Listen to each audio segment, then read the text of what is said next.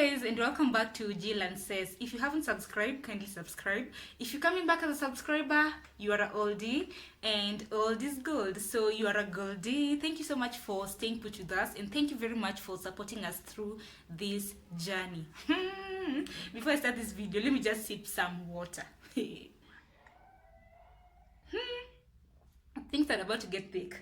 Now, I don't know if somebody was to ask you how dark your secrets are, will you be able to share with them, or is it dark, darker, or darkest? Regardless, so today I want to share with you some of the darkest, or I think this is mild dark, it will be darker, yeah, it will be darker, that I've ever been in a situation that I've ever been in. And this goes back to high school in 2009 when I was in Form 3. This thing, no one knows it. This story, by the way, no one knows it. I'd kept it here. Apart from me and some of my few friends, no one, even my family members, they'll just be finding out with you at this particular, they'll just be finding out the same time with you at this particular moment. I thought about it and then I was like, whatever, I'm past that, and people do learn from lessons. So this goes back to the year 2009. I was in Form 3 and we sneaked out of school and came back at night, and we were almost caught by our deputy teacher. You guys, ningekula seta suspension ingekuwa expansion, ningeexpeliwa direct. Mzazi apigiwa, hello Mama Lucy, where are you? Come for your daughter. Oh my goodness, I don't know penye ningelala. I don't know what I could have been doing right now, but you guys, that was then. So here's the story. So during that time, I remember very well, it was a Friday, and people were being sent out for school fee, and with me, I didn't have any arrears. My school fee were paid, and I wasn't supposed to be going home. I was supposed to remain back in school, and people are being chased to go home. That was on a Friday. At the same time, there were some music festivals that was going on at Kisii High School. The school I was, it wasn't far from Kisii. It was in Migori County, so back in Nyanza, yeah. So it wasn't that far from Kisii High School. I think kama ni matatu, it was somewhere around 200 to 250 Kenya shillings, which we could afford, definitely with the pocket money. Hello. So when people are being sent home, kila mtu alisha sendiwa back to school. Those who are going for music festivals, they'd already gone. And remember, when it came to music festivals, the teachers were very selective. And when they were leaving, they were very strict. With the number of students who were leaving, they had to give the security person, and also definitely the teachers who were in charge. They ensured that those who left came back as they did. So whatever we did, there was a part of some students who were doing music or who were in the music festival, who were supposed to be going home, but they opted to go for the music festival first and then they go home. So what we did, we requested for their letters for us to show the security guard that we've been sent home because of school fee. Now we were the four of us. So some three were in the same no, I was the only. Yeah, as I was saying, we were four girls, four ladies. We were four ladies from different streams. So two are from one stream, another one from a different stream, and then me from the different stream, but from the same class, definitely from the same Form 3 class. So we came up with a plan, why not go to the drama festivals, after which we'll come back and pretend that we were sent for school fee. Now we are coming back and our school fees are settled. That makes sense, yeah? Yeah. So we sneaked out of school. By these letters, we went, showed the security guard, the guards at the gate. They allowed us out. So we went to Kisii High. But the drama, I don't know what we went to there, by the way. I think we just went to kujivinjari. You know, like people were scarce in school, so we just went, and then we were supposed to come back early enough so that we can tell the soldiers or whoever was there that we'd paid for school fee. Tukasneak, tukaenda, tukafika Kisii, tukaangalia music, nini. We even mingled with some of our classmates and schoolmates who were at the music festival. It was kinda provincial, music festival. So like the whole of Nyanza, the whole of those schools in Nyanza, they were coming to Kisii High, after which they were to proceed for high school. Let me just drink water. I feel like my lips are dry now. Now, we had our day there. Zurura. We are going from hall to hall, just seeing the performances and what have you. Hey, so here's the catch. We were supposed to get back to school by around 4, because by the time we were leaving, it was around 10 in the morning. So by around 4 p.m. we were supposed to get back to school. So hapa ndo penye challenges zilianza kuwa. So we were supposed to be sticking around, the 4 of us, because we were supposed to go back as we came. So we could get that the 2 wamedisappear. Our 2, we're going to look for the other 2. Tena mtu amedisappear. You get? So it was crazy. So by the time we were settling to go back, ndo tupatane sisi sote. Imagine it was like around 6 p.m. So from Kisii High School, we have to go back to Kisii Town because we were waiting for vehicles to come. Hizo matatu zinaenda towards Migori from Kisii Town. Zinakuja zikuwa zimeshona. Zimejaa. No space. And there's no way we can go the 2 or 1 of us and then meet the rest. We have to go the whole of us as a package. Bin pods zinaka together so that nothing goes on, like to mess around. We waited for a vehicle, for matatus to come for close to 30 minutes. Most of them were coming full. Makango anasema ingini space ni watu wawili. We are like, no, we have to go the 4 of us. And there's no way we are going to hang on the door because we are girls and with accidents that happens, no. So we decided to go back to Kisii Town. So we took a matatu. Going back to Kisii Town is easy because at least it's the other direction. Yeah, so we went back to Kisii Town, which is some distance from the school. Remember, hii ni pocket money tunacheza nayo, tunapanda nayo gari. So we went to Kisii Town, took a matatu, now the 4 of us. But by the time matatu inajaa, because remember, the different matatu zenye zinapangwa, zenye zinakuja towards where Migori. By the time matatu inajaa, hey, si tunasikia tu how the Muslims do pray. When they pray around that time, you know it's already 7 p.m. in the evening. It's already started getting dark.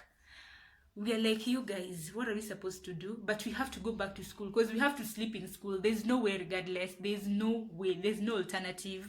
Because by the time we're leaving at around that 6 at that Kisii High School, the students, like the music festivals were still on, students were leaving, going back to their schools, those who had completed the competitions. Sasa back to Kisii Town. So in Kisii Town, by the time matatu inajaa, we were just, because hatukuwa hata na simu ama saa, we were just predicting time. Tukishasikia how the Muslims were praying, we knew it was 7, kumedhoka. Matatu imekata kujaa. Matatu imejaa kidogo imejaa, all the 14 seats are occupied. Wao ni nani? The conductors and where this phone was almost acting up. It's showing memory full.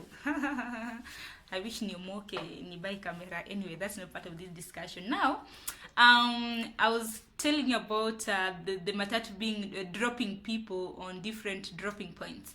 So we reached at a center called Rongo where they were dropping some people. Definitely tukaingia kwa petrol station because the matatu ingefaa kuongezwa petroli. So ikiongeza petroli watu kishuka. You guys, guess what? Tuko na deputy teacher.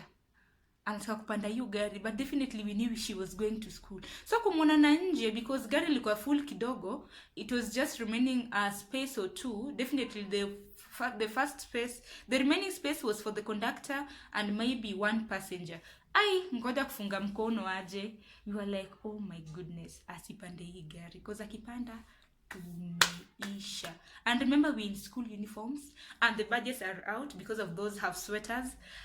Our hearts were beating. We kept on staring at each other. We were like, you guys, what's going on? Kidogo. The conductor is like, Mother, come. Kuna space hapa. We were like, Sisi, kufa. So the good thing, we sat at the back, the 4 spaces at the back, and then they added 1 person to tukai kama luggages. So we were like 5 people at the back, 4 students and maybe like 1 woman there. So the lady was wondering, kwani hao wasichana, they were talking, all the way tukija saizi nao wamenyamaza. Deputy akapanda, alipanda na mbele, so we were like, you guys, what are we supposed to do? Juu tulikuwa tuende a distance from Rongo to Ranen, the station where we were supposed to alight at was like about 10 to 15 minutes drive. By the time tunafika Ranen, definitely the deputy was like anashuka hapo because tulijua anaenda shule. Deputy kushuka tu hivi, hata si we were contemplating, tukashuka. Sasa ameshuka hivyo na nyuma. Tukasema tuende na mbele kidogo, tushushwe na mbele kidogo. Si tukashushwa hivyo, and then the conductor was like, you ladies mnasumbua na mnafaa kushuka pale because definitely they could read from our school badges where we were supposed to go. Sisi nani tukashuka, and then we made a plan, the four of us. Tukasema hapa ni kufa kupona. Man for himself, God for us all. Ukishikwa, don't mention us, tutakuruka futi 10. This sounds good when it's on some other person's coat, but not yours. Ukishikwa, you can imagine, what are you going to do? Are you going to die by yourself? Hey, kushuka, we were like, okay, so tutapanda nduthi, pikipiki. One pikipiki for 2 people. Tukapanda, then we were like, tunafuata different direction because we knew where the deputy amefuata penye alikuwa ameshuka, so we have to follow a different direction, though ilikuwa long kiasi. Tukamwambia mtu wa pikipiki, by the way, you guys, it's this kumedhoka nini ni mbio tupeleke shule mbio. And then you can imagine those schools in the villages, akunanga ti security lights kwa barabara. Yeah, like I was saying, by the way, when you are in the village, like those schools in the village or wherever village you're coming from, maybe kama village yenyu niko California, USA, wapi, but most of the times inakuanga very dark because there are no security lights kwa village. But during that time, it happened that there was moonlight, there was full moonlight. So at least the pikipiki guys could see clearly, definitely, plus the full headlight that they had. Hey, sisi nani? Mbio. Where you guys? Kumbe, atukujua, like the deputy spotted us from afar. Na yeye pia ni nani pia on the other side. Yeye pia alichukua pikipiki nini? Mbio. So it's like competition. Mbio. So when we reach our destination, thank God, deputy yako amefika. Tuko tunafika tukipeana pesa like sure, we are like, do you have change? No. In fact, those guys, they took advantage of us because the 2 of us were supposed to pay like 100 bob, and during that time tulikuwa na 500, the rest walikuwa na 200. So we had kulikuwa na walikuwa na 200 na kula sisi tulikuwa na 500, so like the 2 of us, so we have to give in this 500 when they were share. Definitely the fare was, because it was so ilikuwa so per person, so 200. They even taking advantage of us during that time because ni usiku na hata sisi tulikuwa tunataka favor, and they were like, you'll pay us that money. We were like, yes, but ni place penye mtu mmoja anapanda 50, kama mko wawili mnalipa 70, that's 140. Kawe ni mtu mmoja unalipa I think, yeah. So walichukua so that is 200. So the other part walilipa 200, meaning for them they were okay, they were sorted.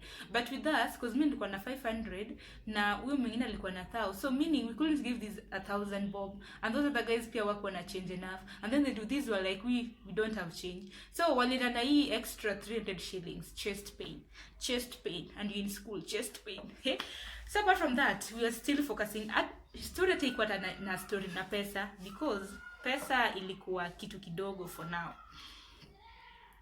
Kidogo tukawalipa. Kidogo we were like, you guys, now the plan ni tuvuke gate, because some of the ladies were like, ati twende tuvuke fence.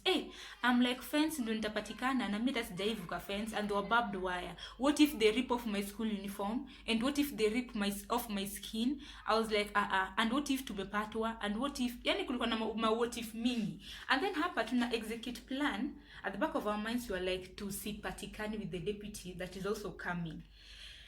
Kidogo we were like, you guys, us, you have to go through the gate. So plan ni hivi. So imagine at that time tuko kwa gate, but tumejificha kidogo ndio soldiers situone, because the soldiers house was just there penye wanapumzikanga. You were like, sasa and then our school was situated. Kwenda straight was towards the administration block. Remember hapa ni kwa soldier, and then straight into administration block, and the other side is towards the dormitories when you're from the main gate. So we're like, sasa you guys, ni 100 meters you running 100 meters. Tukivuka tu gate ni 100 meters kwenda kwa dormitories, and towards the dormitories definitely kulikuwa na giza cause it was prep time. Students were in class for preps. Time ya kuja dorms bado iko imefika cause around that time I think it was like around 9. Time ya kuja dorm inaanza from around 9:30 to 10. 9:30 to 10. Form 1 and Form 2 walikuwa wanakuja 9:30 to the dormitories, and then Form 3 and 4 we have to wait up to 10 to come to the dormitories ati tunasoma. Na watu walikuwa nalala. Anyways, shule zina mistrate watu sana. So tukapa kwa gate, we are like sasa ni 100 meters. Ukipatikana, mwenye atapatikana tunaruka futi 10, sisi hatukujui. So here's the plan. Kidogo sasa we are like mark time. Wengine walitoa viatu, me I'm like no, I can't run with my bare foot on stones, and then nikiprikiwa na miba, and then mimi ndo nipatikane, alafu mimi ndo naita mzazi ati nimebaki peke yangu. So mimi nikaamua sitoe viatu. Style tulipita nayo hiyo gate kuingia, Soda kukubali. Soda aliona tu shwa. Who are those? He was like, oh nani wewe. Anaona tu uniform green. Shwa. Dom, tuko like hapa sasa we have to find our way to the class. And remember kwa classes watu wanafaa kuvaa weekend dresses or tops just to loosen up. Hapa tuko in full attire. In fact we wore the best uniforms. Kuna konga tu zile uniforms za kuwekwa that you're supposed to go with home, ama mnanao mafanki. Some of them were even borrowed, the skirts, the tiny shorts, tight skirts, you know. Ilikuwa ndudhi. So tukiwa hapo around the dormitories we are like you guys, now tumepita hii kidogo tunasikia pikipiki, ndio hiyo deputy amefika. We are like you guys tumepatikana. Soda pia ndio yako confused and tukakutukujia na torch. We are like we have to run. No matter towards the school, sasa towards the classes, lights ziko. And during that time mwalimu alikuwa on duty. Mwalimu alikuwa mkali. I remember by the name Mr. Barak. Mwalimu alikuwa mkali. During his duty, hakuna mwenye angetawala around. Everyone was in class, people were studying, and it's that type of teacher angetokea from anywhere. Pengine hata alikuwa amejificha mahali na tuangalia, we didn't know. So plan ni kwenda kwa class haraka before Soja akuje apatane na sisi. Kidogo like now hapa kila mtu na himself. Kila mtu na herself. It was a girls school. Kidogo nikaona dem fulani mwenye tulikuwa naye ametoka shwa to the dining hall. Sisi ni nani? Shwa na yeye dining hall. Na dining hall kuna lights now to kulikuwa na lights towards the cook's place. At least ndani ya dining hall hakukuwa na light, but towards the cook's place it was reflecting inside the dining hall. Tukakimbia tukashtua cooks. They're like, huyo ni nani? Tukasema ni sisi. We are like no, we don't want food. Tumekuja tu fanya nini? Hata tukatoa story mingi. Kidogo no, the plan was to kwenda class one by one. Sasa hapo kila mtu aliachana because now mimi nilikuwa naenda class peke yangu because I was not alone. The rest of them were in different kind of streams.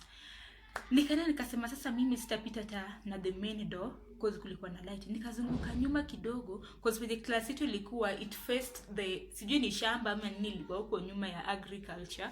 So ningepita na nyuma kidogo. Now kizungumkuti ilikuwa kwa dirisha because I didn't know that the so guys, I was contemplating whether nipande dirisha ama nizunguke kwa door. So I'm like the deputy definitely ashafika ana roam around. Soda pia ashajua there are some girls who've sneaked in. Definitely the deputy amejua there are some girls who've sneaked in. And the deputy and the teacher in charge, I don't know about him. So remember pia atujui penye yuko, kila mtu ako kwa class, no one is going even to the washroom. Not even washroom, za shule ni toilet. No one is going to the toilet. So I'm here contemplating sasa nipande dirisha, na nikienda kwa dirisha sote tashtuka. Na pia nikienda kwa dirisha kupanda sikutakuwa na commotion because the dirisha zilikuwa na chini. And then at night most of the time the dirishas zilikuwa zimefungwa, they were closed because of the baridi or because of the cold. So I'm here napiga 1 2 3. I'm like and remember the rest of the girls, kila mtu ana struggle, kila mtu man for himself, God for us all. Kidogo kidogo nikasema nikishikwa sawa, nisiposhikwa sawa. So I went, nikapitia through the door definitely, and look around, I saw there was no one. Nikakimbia haraka nikaingia kwa class nikaambia watu like I want to cooperate, nataka mtu anisaidie. Yeah, like nataka mtu mmoja nisaidie na sandals, mwingine nisaidie na weekend dress or top or whatever, so that I can look like the rest of the girls. Nisikae like mimi ndo nimeingia, I'm new, I've not bathed, I've not changed, you know. Watu wa Daro 9 akina nani, they participated, waka-respond haraka, nikapewa, nika-change, so I was like the rest of the girls. I remember kuna moja alinisaidia na top, like weekend top, nikavaa na skirt. Definitely I had a skirt on, nikatafuta like na some shoes, some slippers to wear. So I became like the rest of the people, nikaanza kusoma. Kidogo, I can just say, Mungu alitusaidia in a way.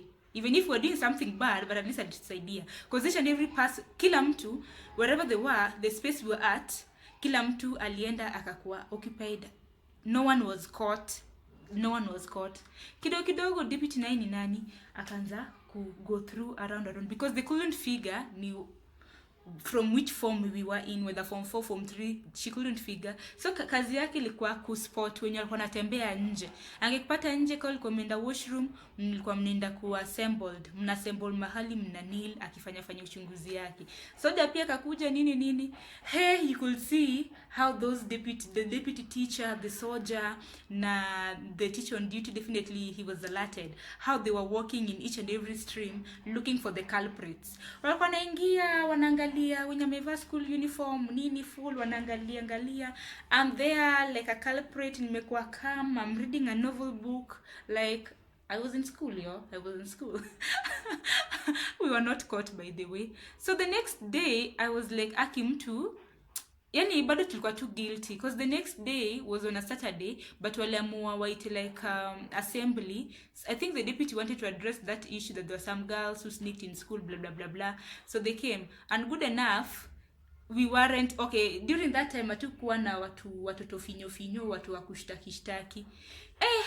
Kila mara nilikuanga na goosebumps, I had butterflies in my stomach. I was like nikiweza patikana, and imagine I was a prefect in school. Nikiweza patikana, hiyo ni expansion napewa, and I don't know what I could have told my mom, my dad, you know, I don't know, but hatukuwa ipatikana. Deputy mpaka by the time tulikuwa tunatoka hiyo shule, she just used to refer to that case. She was like, there are some students who are naughty, one day if I catch up with you. But after that, niliti sikuwahi toka shule hivi tu. I wish I can miss some of those friends. Some of them are in Nairobi, some of them tunaongeanga nao. But Lona, Laura, Sylvia, I wish kama we can reunite and we just take a look back at how the things were. It was crazy.